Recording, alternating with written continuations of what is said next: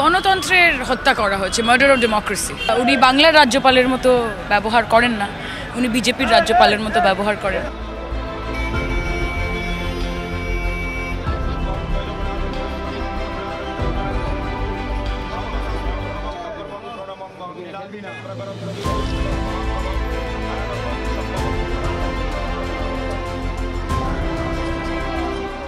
কলকাতা পুরসভার ৯৭ নম্বর ওয়ার্ড, যেই ওয়ার্ডের কাউন্সিলর দেবব্রত মজুমদার, তিনি একাধারে মেয়র পরিষদ, সঙ্গে যাদবপুরের বিধায়ক, সঙ্গে রয়েছেন টালিগঞ্জের বিধায়ক তথা রাজ্যের মন্ত্রী অরূপ বিশ্বাস।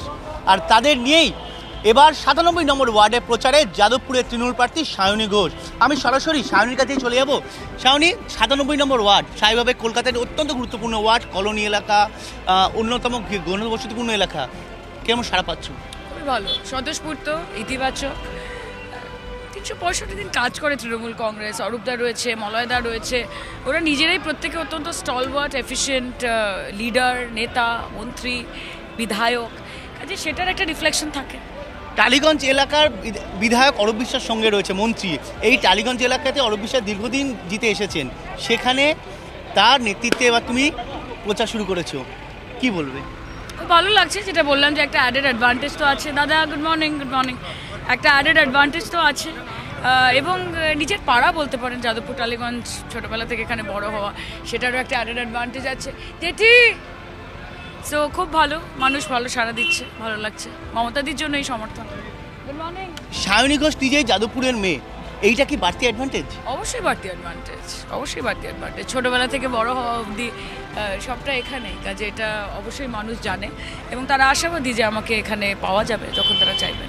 সামনে একটা বিষয়, নির্বাচন নিয়ে যখন প্রশ্ন উঠছে, নির্বাচন কমিশনে গতকাল রাত থেকে যা ধুন্ধুমার পরিস্থিতি, দলের এমপি নেতারা সব প্রত্যেকে উপস্থিত, তারা থানায় তাদেরকে ধর্ণা দিয়ে থাকতে হচ্ছে, তাদেরকে ডিটেন করে নিয়ে যাওয়া হয়েছে, এইটা কি চোখে দেখছো?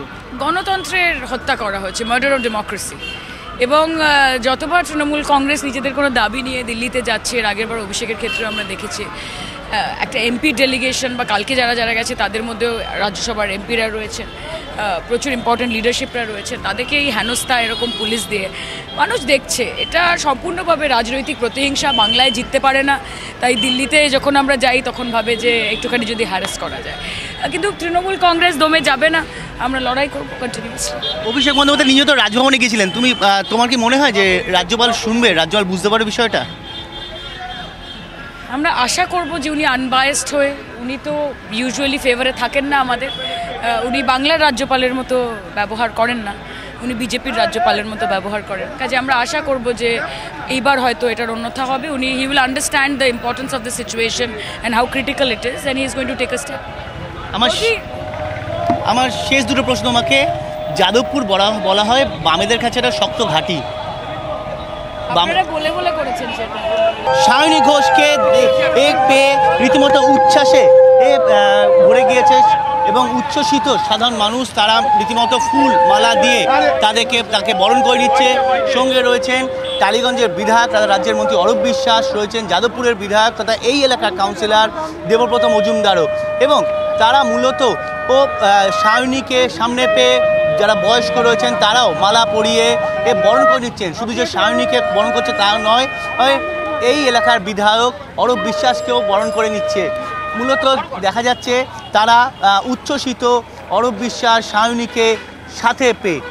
আমি আমার ক্যামেরা পার্সন মাখন পাত্রকে বলবো একবার ছবিটা দেখানোর জন্য, যে তারা কিভাবে অরূপ বিশ্বাসের সঙ্গে একবার কথা বলার চেষ্টা করছে, অরূপ বিশ্বাসকে পেয়ে তারা কিভাবে আনন্দে মেতে উঠেছে।